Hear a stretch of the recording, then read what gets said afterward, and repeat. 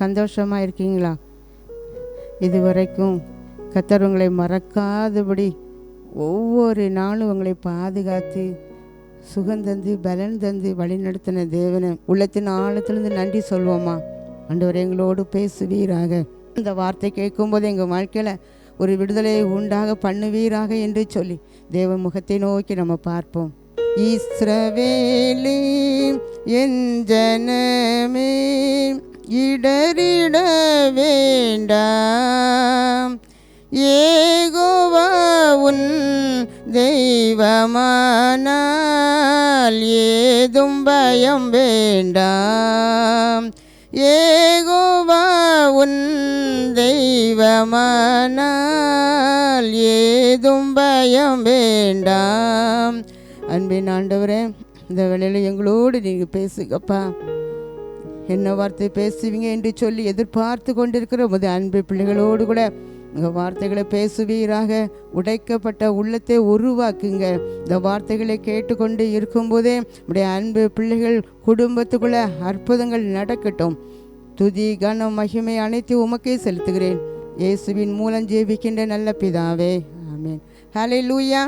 கிருபை நிறைந்த இயேசுவின் நாமத்தினால உங்களுக்கு அன்பின் வாழ்த்துகள். இன்றைக்கும் கூட நாம் தியானிக்கும்படியாக எடுத்துக்கொண்ட வேத பகுதி அப்போஸ்தலர் 7ஆம் அதிகாரம் 17ஆம் வசனம். ஆபிரகாமுக்கு தேவன் ஆணையிட்டு அருளின வாக்குத்தத்தம் நிறைவேறும் காலம் சமீபித்த போது.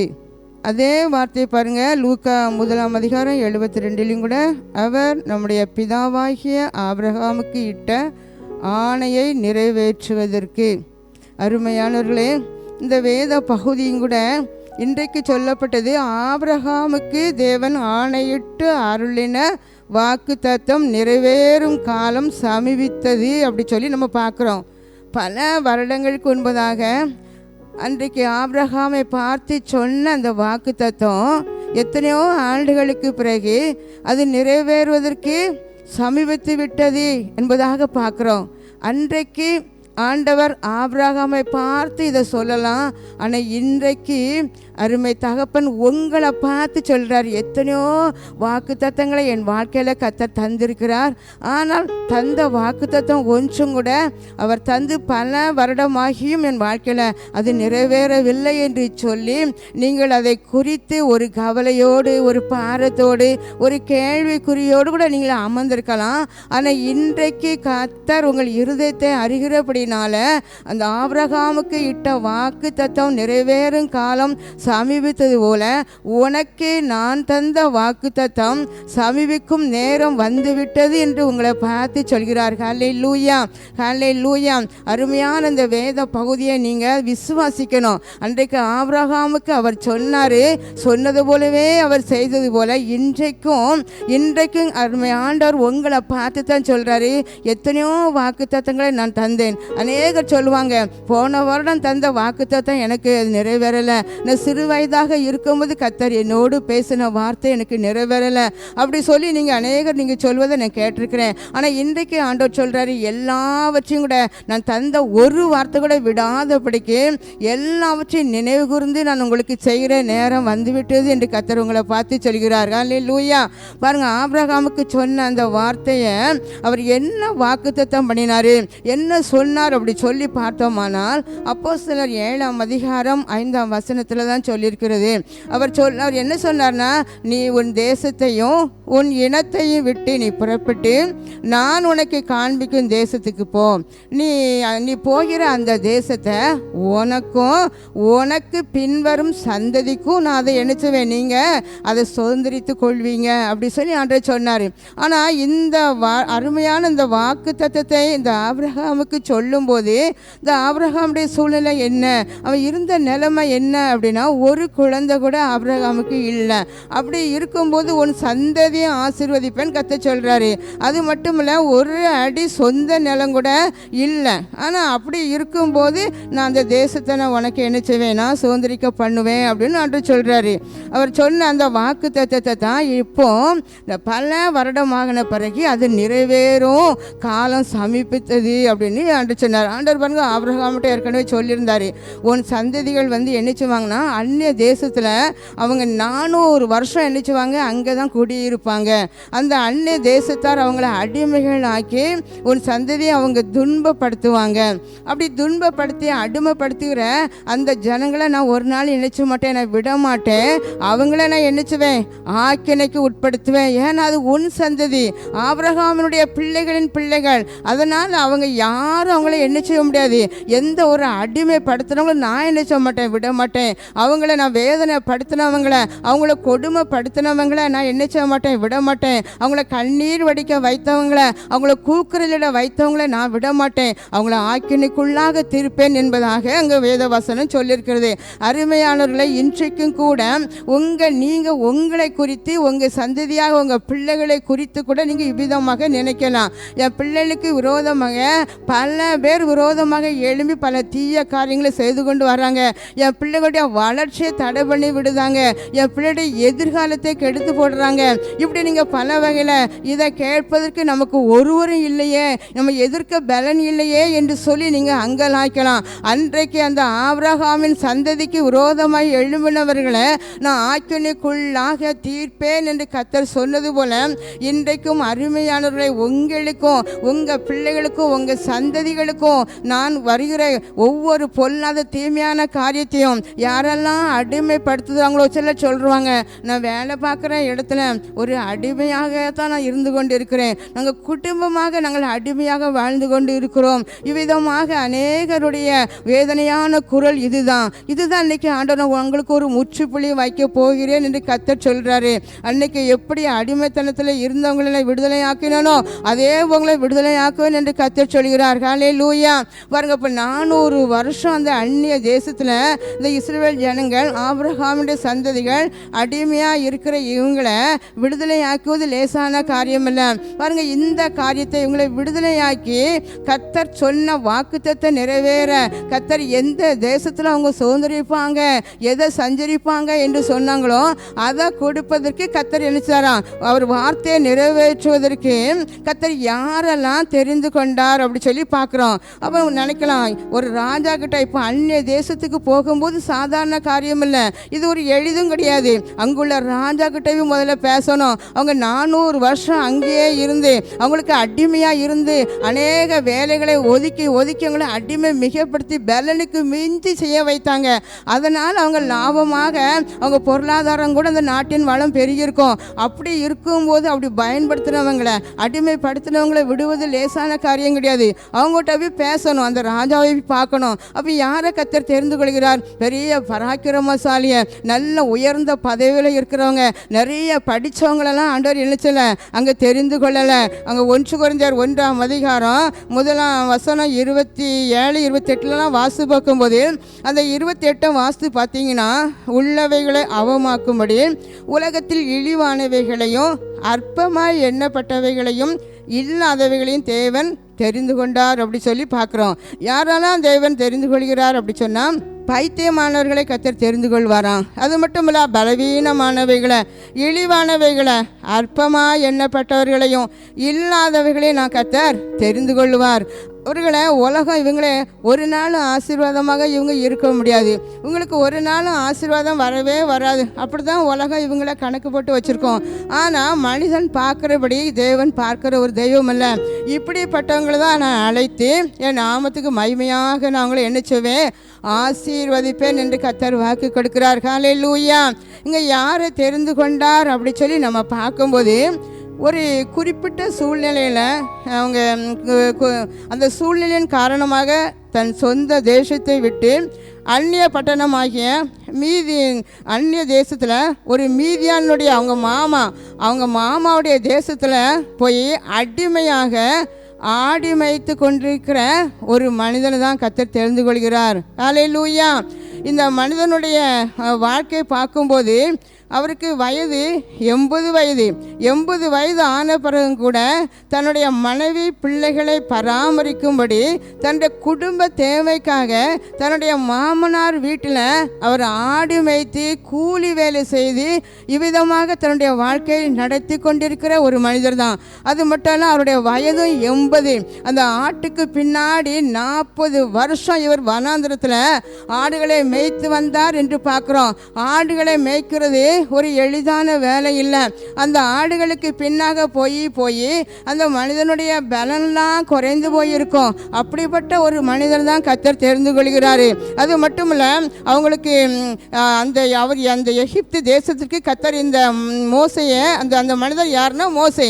அந்த மோசையை கர்த்தர் எகிப்து தேசத்திற்கு அனுப்பணும் அப்படி சொல்லி நினைக்கும் போது தான் ஒரு நாள் வனாந்திரத்தில் வழக்கம் போல இந்த மோசே தன்னுடைய ஆடுகளை மேய்த்து கொண்டு இருக்கும்போது ஒரு முட்செடி தானாகவே பற்றி எரிகிறது. என்ன அதிசயம் இது! இந்த முட்செடி தீ எரிகிறதே, பற்றி எரிகிறதே என்று சொல்லி அவர் கிட்ட போய் பார்க்கும்போது தான் அங்கே தீ தான் எரிதே தவிர அந்த முட்செடி என்னச்சல அங்கே வெந்து போகலை, ஒரு இலை கூட கருகி போகவில்லை. ஹல்லேலூயா! அந்த முட்செடி நடுவில் தான் ஆண்டவர் அந்த மோசையை கூப்பிடுறாரு. மோசே மோசே அப்படி சொல்லி ஒரு உற்று பார்க்கும்போது இது என்ன அதிசயம் அப்படி சொல்லி உற்று பார்க்கும்போது கர்த்தர் இந்த மோசையை அழைத்து இந்த காரியத்தை சொல்றாரு. என் ஜனங்களை நீ என்ன செய்யணும், எகிப்தில் இருந்து நீ என்ன செய்யணும், இங்கே அழைத்து கொண்டு வரணும். நீ தான் பார்வோன் ராஜா கிட்ட நீ போகணும், உன்னை நான் அனுப்புவேன் அப்படி சொல்லி இந்த காரியத்தை அந்த மோசை கிட்ட கர்த்தர் பேசுறாரு. அப்போ மோசை ஆண்டவரை பார்த்து என்ன சொல்லியிருப்பாரு, ஆண்டவரே எனக்கு வயதாகி விட்டது, எனக்கு 80 வயசாகிட்டு, என் குடும்ப சூழ்நிலை, நான் உழைத்தா தான் என் மனைவி பிள்ளைகள் சாப்பிட முடியும், நான் ஆடு மேய்த்து நான் என்ன செய்கிறேன், என் குடும்பத்தை நடத்தி கொண்டு வருகிறேன். அது மட்டும் இல்லை, நீங்கள் போக சொல்கிற அந்த எகிப்து தேசத்தில் இருந்து என்னை ஒரு நாள் விரட்டி விட்டாங்க, நான் உயிர் தப்பி ஓடி வந்தேன், நீ அப்படி மீறி இந்த தேசத்துக்கு நீ வந்தாயானால் நாங்கள் ஒன்று என்ன செஞ்சிருவோம், கொலை செய்திருவோம் அப்படி சொல்லி ஒரு தடை செய்யப்பட்ட ஒரு இடம் அப்படி. அப்போ அந்த மோசை என்ன சொல்கிறாரு, என் வாழ்க்கைக்கும் நீங்கள் அனுப்புகிற இந்த அழைப்புக்கும் சம்மந்தமே கிடையாது, நீங்கள் என்னைய அனுப்புகிற அந்த இடமும் எனக்கு என்ன செய்யுது, அது சம்மந்தமில்லாத ஒரு இடம் தான். நான் மறக்கப்பட்ட ஒரு மனிதன், நான் அங்கே தடை செய்யப்பட்ட மனிதன், அந்த ஊருக்கு நான் என்ன செய்ய முடியாது, போக முடியாது. இப்படி அநேக சாக்கு போக்குகளை தான் கத்திரத்தில் அந்த மோசை சொல்வதை நம்ம பார்க்குறோம். அருமையான தடை செய்ய எந்த இடத்துல தடை செய்யப்பட்டதோ, உலகம் தடை பண்ணியிருக்கலாம், சமுதாயத்திலிருந்து தடை பண்ணியிருக்கலாம், எப்படிப்பட்ட தடையாக இருந்தாலும் கர்த்தர் அந்த மோசையை நினைத்தபடி அங்கே அழைத்து தான் சென்றார். இன்றைக்கு உங்கள் வாழ்க்கையிலும் கூட எத்தனையோ தடைகள் இருக்கலாம். நான் திரும்ப இனி என் வீட்டுக்கு போக முடியாது, நான் படித்த நான் வேலை பார்க்குற அந்த இடத்துல திரும்ப நான் வேலை பார்க்க போக முடியாது, தடை, நான் படிக்கிற காலேஜில் நான் மீண்டும் சேர்ந்து நான் படிக்க முடியாது, அப்படி ஒரு எனக்கு தடை இருக்கிறது. இப்படி ஒவ்வொரு வகையிலும் நான் அங்கே போக முடியாது, எனக்கு தடை விதிக்கப்பட்ட ஒரு இடம் அப்படி சொல்லி இன்னைக்கு நீங்கள் அதோ கவலையோடு நீங்கள் நினைச்சு கொண்டு இருக்கலாம், திரும்ப போக முடியாதே என்பதாக சொல்லி. ஆனால் ஆண்டவனுக்கு உங்களை பார்த்து தான் சொல்கிறாரு, எது உங்களுக்கு தடை விதிக்கப்பட்ட இடமோ, எது உங்களுக்கு தடை விதிக்கப்பட்ட குடும்பமோ, அந்த இடத்துல நான் உங்களை கொண்டு போய் உயர்த்துவேன் என்று கர்த்தர் வாக்கு கொடுக்கிறார். கரந்தட்டி நன்றி சொல்லுவோமா? ஹல்லேலூயா! பாருங்க, ஒரு தடை ஒரு சொன்னாலும் கூட ஆண்டவர் கேட்கல. ஆனால் அந்த யாத்ராகமும் இந்த 3ஆம் அதிகாரம் 10ஆம் வசனத்தை ஆண்டவர் சொல்கிறாரு, நீ அங்கே நான் உன்னை பார்வோன் ராஜாவின் இடத்துல நான் அனுப்புவேன் அப்படிதாக சொல்லி. அந்த 4:10 பார்க்கும்போது அவர் மோசை திரும்ப சொல்கிறாரு, குடும்ப வாழ்க்கை சொல்கிறாரு, அடுத்த வயசு சொல்கிறாரு. இன்றைக்கி அநேகர் அப்படி தான், கொஞ்சம் வயசு ஆக ஆக என்னால் ஒன்றுமே முடியாது, எனக்கு இயலாது அப்படிலாம் சொல்கிறோம். ஆனால் ஊழியத்துக்கு எத்தனை வயசு ஆனாலும் கூட ஆண்டவர் உங்களை பயன்படுத்துவேன் என்று கர்த்தர் வாக்கு கொடுக்கிறார். இங்கே இந்த மோசைக்கு 80 வயதாக இருந்தாலும் ஆண்டவர் இந்த மோசையை கொண்டு பயன்படுத்துறதுக்காக அவர் அழைக்கிறார். பாருங்க, அந்த 4:10 பார்க்கும்போது, ஏன்னா திக்கு வாயும் மந்தனாவும் உள்ளவன் எல்லாம் சொல்லியாச்சு, ஆண்டவர் கேட்க வழியில் கடைசி சொல்கிறார், ஆண்டவரே நான் பேச முடியாது, நான் திக்கி தான் பேசுவேன், ஒரு ராஜா கிட்ட போய் நான் திக்கி நான் பேச முடியும், அவ்வளோ தைரியம் எனக்கு கிடையாது அப்படி சொல்லி இப்போ அப்படி சொல்லும் போது தான் அந்த 12 ஆண்டவர் சொல்கிறாரு, நீ போ, நான் உன் வாயோடு இருந்து நீ பேச வேண்டியதை நான் உனக்கு என்னச்சுவேன் போதிப்பேன் அப்படின்னு ஆண்டவர் சொல்கிறாரு. நான் உன்னை விடவே மாட்டேன், நீ போ, நீ தான் பேச முடியாது, உன் வாய் திக்கு வாய் தான், ஆனால் நான் உன் வாயோடு இருந்து என்னச்சுவேன் நான் பேசுவேன் அப்படின்னு சொல்லி அது அதுலேயும் ஆண்டவர் மோசையை விட்டபாடு இல்லை. நான் உன்னை விட போகிறது இல்லை, நான் உன்னிலே குடியிருப்பேன், உனக்குள்ளே குடியிருப்பேன் அப்படி ஆண்டவர் சொல்கிறாரு பாருங்க. ஏற்கனவே மோசே பிறக்கும் போதே அவர் தேடி வந்தார். எல்லா குழந்தைகளும் இஸ்ரவேல் ஜனங்கள் பெருகி கொண்டு போவதே அந்த ராஜா பார்த்து எல்லா ஆண் குழந்தைகளையும் நதியில் தூக்கி போடணும் அப்படி சொன்னாங்க. ஆனால் அப்போதே தாயின் கருவில் இருக்கும்போதே இந்த மோசையை கொண்டு கர்த்தர் ஒரு பெரிய திட்டம் வைத்திருந்தபடினால மோசே மட்டும் பாதுகாக்கப்பட்டார் என்று பார்க்குறோம். ஹல்லேலூயா. பிறக்கும் போதே தாயின் கருவில் இருக்கும் போதே கர்த்தர் உங்களை குறித்து ஒரு திட்டம் வச்சிருப்பாரு. அநேக வாலிப பிள்ளைகள் நீங்கள் சொல்லுவாங்க, என் திட்டம் என்ன, எனக்கு என்ன செய்வேன், எதிர்காலம் எப்படி இருக்கும், எப்படி தான் நான் வாழ்வேனோ, இப்படிலாம் வார்த்தைகளை சொல்லி நினைச்சுவாங்க, கவலைப்படுவாங்க. ஆனால் கர்த்தர் ஒரு திட்டத்தை உங்கள் மேலே வைத்திருக்கிறார். நீங்கள் சொல்ல வேண்டிய காரியம் என்னென்னு, ஆண்டவரே என் மேலே நீங்கள் வச்ச திட்டத்தை எனக்கு நிறைவேற்றுங்க, என் மேலே நீங்கள் வச்சிருக்கிற தரிசனத்தை நிறைவேற்றுங்க, அதுக்கு நான் தடையாக இருக்கக்கூடாது அப்படி சொல்லி ஆண்டவரை பார்த்து நம்ம என்ன செய்யணும், நம்ம ஜெபிக்கணும். பாருங்க, எசேக்கியேல் 16:60 பார்க்குறோம். உன் இள வயதில் உன்னோடே பண்ணின என் உடன்படிக்கையை நான் நினைத்து நித்திய உடன்படிக்கை உனக்கு நான் ஏற்படுத்துவேன் அப்படி சொல்லி, நான் உன் இள வயதில் நீ சின்ன வயதாக இருக்கும்போதெல்லாம் நான் உன் கூட பேசியிருக்கேன், ஊழியக்காரர் மூலமாக பேசியிருக்கிறேன், உங்கள் அம்மா மூலமாக பேசியிருக்கேன், உங்கள் அப்பா மூலமாக பேசியிருக்கிறேன், எத்தனையோ ஊழியக்காரர் மூலமாக தரிசனத்தில் உன்னோட நான் பேசியிருக்கிறேன். நான் பேசின வார்த்தைகள் எல்லாவற்றையும் நான் ஒன்று கூட என்ன செய்ய மாட்டேன், அதே கீழே விழுந்து போகாது. அந்த வார்த்தையின்படி நான் உனக்கு சொன்ன வார்த்தையெல்லாம் நான் நினைவு கூறுகிறேன் என்று கர்த்தர் வாக்கு கொடுக்கிறார். ஹல்லேலூயா, ஹல்லேலூயா. அப்போ சின்ன வயசில் சொன்ன வார்த்தைலாம் அது மறந்து போயிட்டோ, நீங்கள் கூட மறந்துருப்பீங்க. சில நேரத்தில் நீங்கள் பிரசங்கெல்லாம் கேட்கும் போது அந்த வார்த்தை உங்களுக்கு தொட்டிருக்கும், அதே வசனத்தை சொல்லிக்கொண்டே இருப்பீங்க. நாள் ஆக ஆக உங்கள் வாழ்க்கையில் அது செயல்படாமல் இருந்தோன்னா நீங்கள் அதை என்ன செஞ்சிடுவீங்க, இதை சொல்லி சொல்லி பார்த்தோம் ஆனால் அது ஒன்றுமே நமக்கு என்ன செய்யலை, அது நடக்கவே இல்லை அப்படி சொல்லி நீங்கள் சொல்லி கொண்டிருப்பதே விட்டுருவீங்க. ஆனால் கர்த்தர் சொல்கிறாரு, அன்றைக்கு ஆபிரகாமுக்கு சொன்ன அந்த வாக்குத்தத்தத்தை நிறைவேற்றுவதற்காக அந்த காலம் சமீபித்த போது யாரை தெரிந்து கொண்டாராம், அற்பமான ஒரு வாழ்க்கை வாழ்ந்த ஒரு மனிதனை தான் கர்த்தர், அந்த மோசேயை கர்த்தர் என்ன செய்தாராம், அவர் தெரிந்து கொண்டார். ஹல்லேலூயா. இன்றைக்கும் கூட என்னுடைய வயது அதிகமாகி விட்டது, என்னுடைய குடும்ப சூழ்நிலையில் நான் என்ன செய்தேன், ஒரு சின்ன வேலை பார்த்து தான் குடும்பத்தை நடத்தி கொண்டு வருகிறேன், என்னை வைத்து ஒரு பிரயோஜனம் கிடையாது, இப்படி தான் என் வாழ்க்கை. அன்றைக்கு மோசையும் கூட அப்படி தான் நினைத்திருப்பார். இப்படியே ஆடு மேய்த்து மேய்த்து நம்ம என்ன செய்திருப்போம், இதுதான் கடைசியாக நம்ம வாழ்நாள் இப்படி முடிந்து போகும் அப்படின்னு சொல்லி எண்ணிருப்பார். கொஞ்சம் கூட இது நினைச்சே பார்க்கல, அவர் வாழ்க்கையில் இது எந்த ஒரு சாத்தியமில்லாத ஒரு காரியம். ஆனால் கர்த்தர் அந்த ஆபிரகாமுக்கு சொன்ன வாக்குத்தத்தத்தை நிறைவேற்றுவதற்காக 2 காரியம் இதில் நடந்திருக்கு.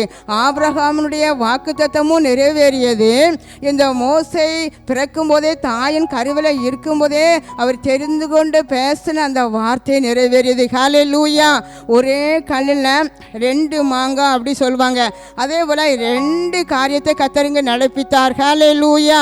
அப்போ வார்த்தைகளை அவர் உங்களுக்கு சொன்ன வார்த்தைகள் சில சொல்லுவாங்க எதிர்பதமாக, நீ என்ன செய்ய மாட்டான், நீ ஒரு நாள் உட்பட மாட்டான் அப்படிலாம் சொல்லி எதிர்மறையாக சில பிள்ளைங்களை பேசுவாங்க.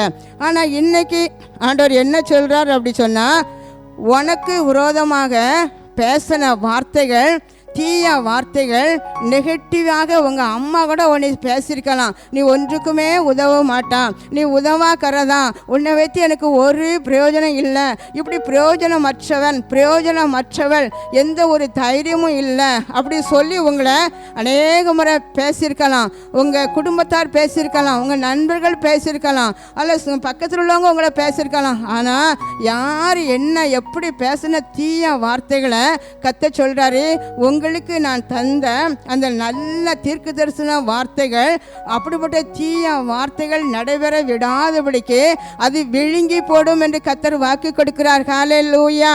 கரந்தட்டி கர்த்தருக்கு நன்றி சொல்லுவோமா? ஹல்லேலூயா, ஹல்லேலூயா. உங்களுக்கு குறித்து சொன்ன வாக்குத்தத்தம் அது ஒரு நாளும் பொய்யாய் போகவே போகாது என்று கர்த்தர் சொல்கிறார். ஹல்லேலூயா.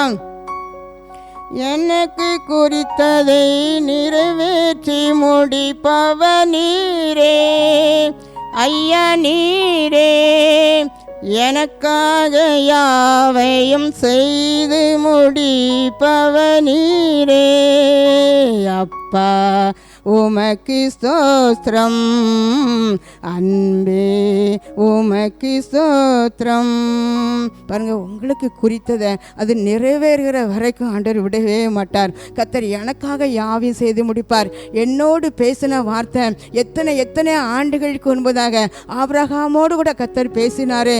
ஒரு குழந்தை இல்லாமல் இருக்கும்போது உனக்கும் உனக்கு பின்வரும் சந்ததிக்கும் இந்த தேசத்தை தருவே, நீங்க சுதந்திரிப்பீங்க என்று சொன்னாரு. அதுக்கு பிறகுதான் கர்த்தர் நினைச்சார், ஈசாக்க கொடுத்தார். அப்போ அந்த ஆபிரகாமோட நினைச்சிருப்பாரு, நம்ம சந்ததி சந்ததி என்று ஆண்டவர் நம்மளை பார்த்து சொல்றாங்களே, நமக்கு ஒரு பிள்ளை கூட இல்லையே, இவ்வளோ பெரிய தேசத்தெல்லாம் தருவேன்னு சொல்றாங்களே, எப்படியும் சொல்லி அவங்களுக்கு உள்ளத்துல ஒரு கேள்வி இருந்திருக்கலாம். ஆனால் கர்த்தர் சொன்ன வார்த்தை கர்த்தர் நிறைவேற்றினார். ஹல்லேலூயா. உன் சந்ததி வானத்து நட்சத்திரத்தை போல பெருகி இருக்கும், கடற்கரை மணலை போல திரளாக இருக்கும். இப்படியெல்லாம் பட்ட வார்த்தைகளை கர்த்தர் இந்த ஆபிரகாமுக்கு சொன்னார். சொன்ன வார்த்தை அப்படியே நிறைவேற்றினார். கரந்தட்டி நன்றி சொல்வோமா? ஆபிரகாமின் தேவன் தான் உங்களுக்கும் தேவன். ஆபிரகாமுக்கு கொடுத்த வாக்குத்தத்தத்தை கர்த்தர் நிறைவேற்றினார். உங்களுக்கு எத்தனை வார்த்தை கர்த்தர் தந்தார், எல்லாவற்றையும் கூட இன்றைக்கு அது நிறைவேறும் காலம் சமீபித்தது என்று கர்த்தர் உங்களுக்கு வாக்கு கொடுக்கிறார். கரந்தட்டி நன்றி சொல்வீங்களா? ஹல்லேலூயா. அடுத்தால பாருங்க, இன்னொரு காரியத்தை நம்ம அங்கே குறித்து பார்ப்போம். அப்போ முதலாவது பார்த்த இந்த காரியத்தில் நம்ம அற்பமாய் நம்ம யாரையும் எண்ணச்சக்கூடாது, எண்ணவே கூடாது. அற்பமாக வாழ்கிற வாழ்க்கை, அற்பமாக நம்ம இருக்கிற சூழ்நிலையை தான் கர்த்தர் எண்ணிச்சிடாராம்.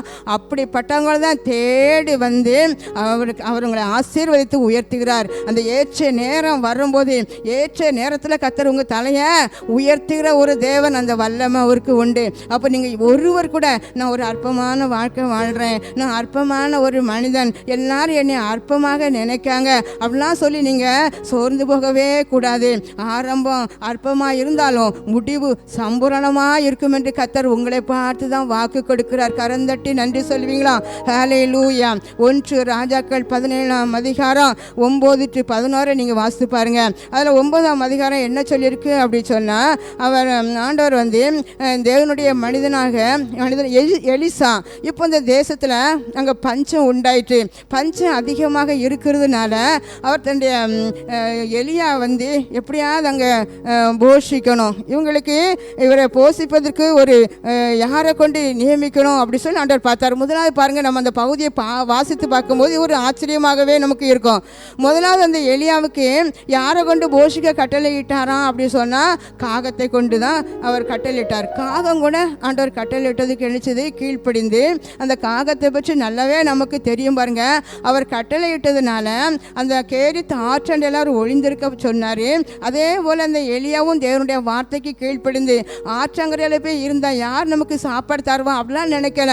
ஆண்டவர் சொன்னதை அப்படியே கேட்டு அந்த ஆற்றண்டையில் போய் இருந்தார். அந்த காகம் பாருங்க, அங்கே காலையிலையும் சாயங்காலமும் அவருக்கு அப்பத்தையும் இறைச்சி கொண்டு கொடுத்தது. ஹல்லேலூயா, ஹல்லேலூயா. இது வேற ஏதாவது ஒரு நபரை, ஒரு மனிதரை நியமித்து அந்த எலியா நம்பியிருப்பார். ஆனாலும் கூட எலியா கர்த்தரால் போஷிக்கப்பட முடியும், அந்த காகம் கீழ்ப்படியும், அந்த ஒரு விசுவாசம் அவருக்கு இருந்துச்சு பாருங்க. இப்பவும் பாருங்க, அங்கே தண்ணி ஆற்றுல வற்றி போயிட்டு தண்ணி இல்லை. அடுத்தால அந்த தேவனுடைய மனிதன் மேலே ஆண்டவருக்கு எவ்வளோ அக்கறை பாருங்க. சரி எப்படியும் போகிறான்னு சொல்லி விடலை. அங்கே சாப்பாடு இல்லை, அங்கே வந்து தண்ணி இல்லை. அப்போ எலியாவுக்கு தண்ணி வேணும். இப்போ என்ன பண்ணுறாரு அப்படி சொன்னால், அடுத்தால அவர் என்ன சொல்கிறாரு, சாரிபாத்து ஊருக்கு நீ போ, நீ சாரிபாத்து ஊருக்கு நீ போ, அங்கே நீ போகும்போது ஒன்று நான் தங்கி பராமரிக்கும்படி ஒரு விதவைக்கு நான் கட்டளையிட்டேன்னு சொல்கிறாரு பாருங்க. தேசத்துலேயே பஞ்சம். அப்போ ஒரு வசதி படித்தவங்க, ஒரு நல்ல ஒரு பெரிய பணக்காரங்க அப்படிலாம் பார்த்து அங்கே அவர் கட்டளையிடலை. யாரை பார்த்து? ஒரு விதவை வீட்டில் தான் அந்த பஞ்ச காலத்தில் அந்த எலியாவுக்கு கட்டளையிடுறாரு பாருங்க. எலியா ஆண்டோடைய வார்த்தையை கேட்டு அப்படியே எங்கே போகிறாரு, அந்த சாரிபாத்து ஊருக்கே அவர் போயிட்டே இருக்காரு.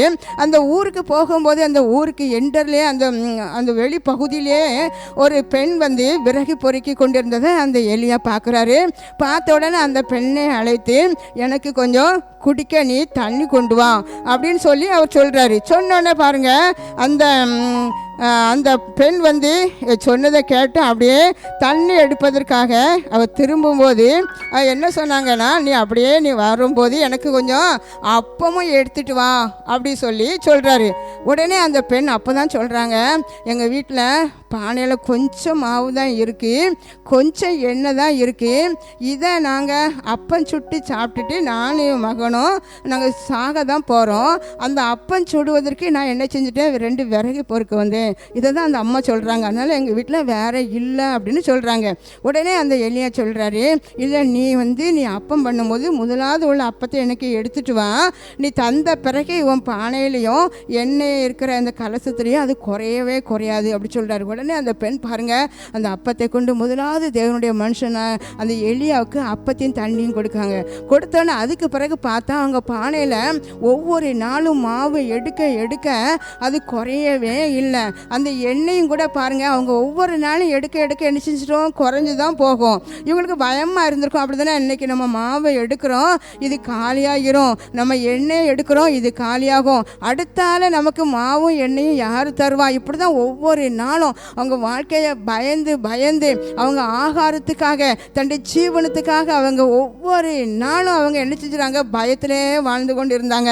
அருமையானவர்களை, இன்றைக்கும் கூட அதே போல் நீங்கள் யாரெல்லாம் பயந்து கொண்டு இருக்கின்றீர்களோ, எனக்கு இருக்கிற வருமானம் கொஞ்சம் பணம் தான், இந்த கொஞ்சம் பணத்தை வைத்து எனக்கு இருப்பதற்கு ஒரு வீடு வேணுமே, இதை வச்சு எப்படி நான் வீட்டை கட்டுவேன், இந்த கொஞ்சம் பணத்தை வைத்து என் பிள்ளைகளுடைய திருமணத்தை நான் எப்படி முடித்து கொடுப்பேன், அல்லது இந்த கொஞ்சம் பணத்தை வைத்து எப்படி என் பிள்ளைடைய நான் கல்வியை நான் கவனிப்பேன், இப்படி ஒவ்வொரு காரியத்தை குறித்து நீங்கள் கலங்கி கொண்டிருக்கலாம். என் சரீரத்தில் கூட கொஞ்சம் பலன் தான் இருக்குது, என் பிள்ளைகளுக்கும் எனக்கும் கொஞ்சம் ஞானம் தான் இருக்குது, இதை வைத்து நான் என்ன செய்வேன் என்ன செய்வேன் என்ன செய்வேன்னு சொல்லி அன்னைக்கு அந்த விதவை அழுதது போல் நீங்களும் கூட, நான் யாரும் துணை இல்லை, எனக்கு ஒருவர் கூட எனக்கு உதவி செய்ய முடியாத ஒரு சூழ்நிலை தான் நான் இருந்து கொண்டிருக்கேன், எல்லாராலும் மறக்கப்பட்ட ஒரு நிலையில் தான் இருக்கேன் அப்படி சொல்லி நீங்கள் கொஞ்சத்தை பார்த்து, இந்த கொஞ்சத்தை வச்சு நான் என்ன செய்வேன் ஆண்டவரே, இதை வச்சு நான் என்ன செய்ய போகிறேன்னு சொல்லி ஒவ்வொரு நாளும் நீங்கள் பார்த்து பார்த்து நீங்கள் அழுது புலம்பிருக்கலாம்.